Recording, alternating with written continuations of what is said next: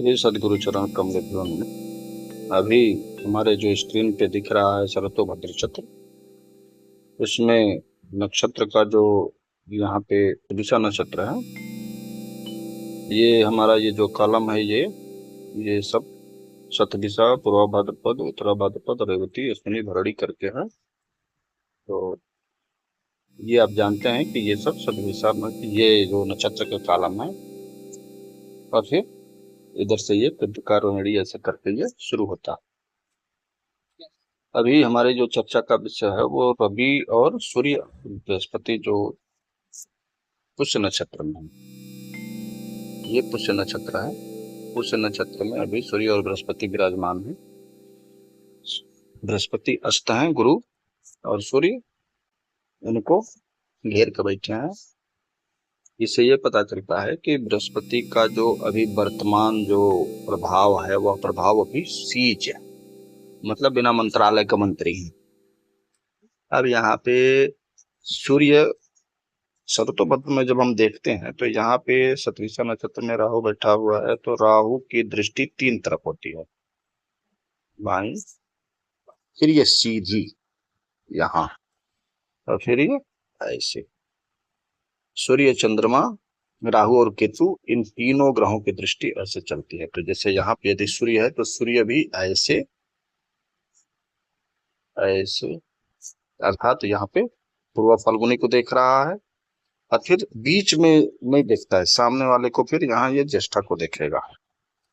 लेकिन अब यहाँ ध्यान देना है कि यहाँ बृहस्पति भी बैठा हुआ है, गुरु भी। तो गुरु या तो इधर देख सकता है, जब मार्गी रहेगा तो इधर देखेगा, जब मंद रहेगा तो ज्येष्ठा को देखेगा, और जब बकरी होगा तो इधर वापसी की तरफ देखेगा। अभी गुरु बकरी नहीं है। ये मंगल, बुध, गुरु, शुक्र, शनि, 5 ग्रहों के साथ ये नियम चलता है। लेकिन सूर्य और चंद्रमा और राहु और केतु के साथ क्या है कि तीनों तरफ ये देखते हैं। अब यहाँ पे बृहस्पति और सूर्य के ऊपर जो यहाँ से राहु की जो ये दृष्टि बन रही है, क्योंकि यह चार्ट पूर्ण स्क्वायर में नहीं है, इसलिए यहाँ पे हमारी लाइन टेढ़ी हो जा रही है। यदि ये चार्ट सीधा होता तो हमारी लाइन टेढ़ी नहीं होती। तो यहाँ पे राहु अपने ही नक्षत्र में, सदभिषा उसका अपना ही नक्षत्र है, तो यहाँ से बैठ करके वो सीधे उस नक्षत्र को वेद दे रहा है। वेद कहने का मतलब कि उसको छेदित कर रहा है, पीड़ित कर रहा है, दमित कर रहा है।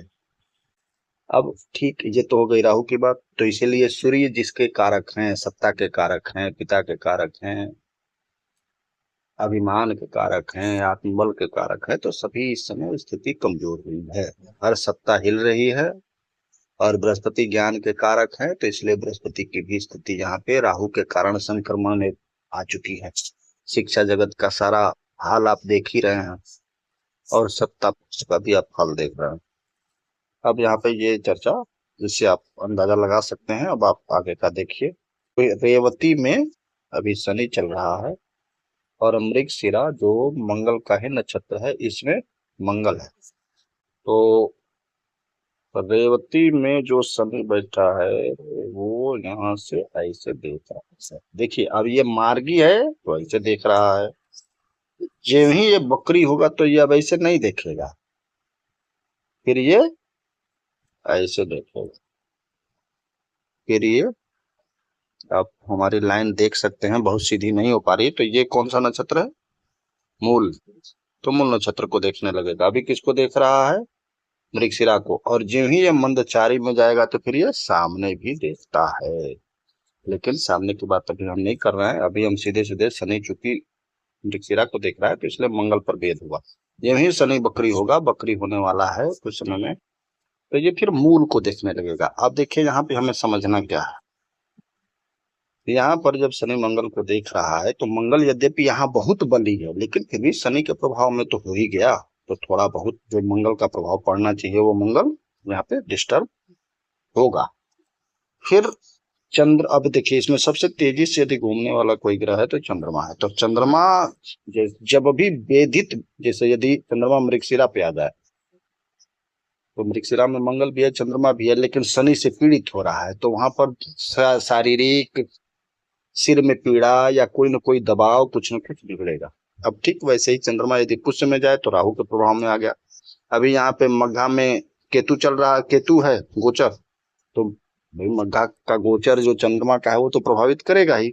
अब एक चीज और, केतु किसको देख रहा है, तो केतु इसको देख रहा है, केतु इसको भी देख रहा है, भरणी को भी। और केतु ऐसे ऐसे ऐसे ऐसे इसको देख रहा है। तो ये कौन सा श्रवण नक्षत्र हो गया। तो केतु जिस जिस नक्षत्र को देख रहा है, वहां जब भी किसी भी ग्रह का गोचर होगा, चंद्रमा का हो, बुध का हो, शुक्र का हो, सूर्य का हो, किसी का भी हो, तो वो पीड़ित होना ही होना है।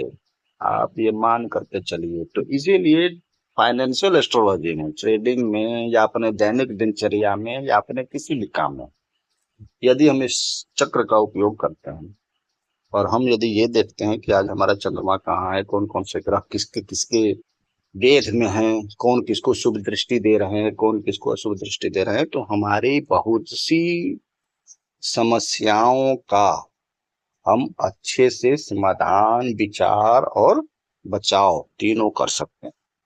हमारे इस चार्ट को बताने का यही उद्देश्य है। ओम तत्सत।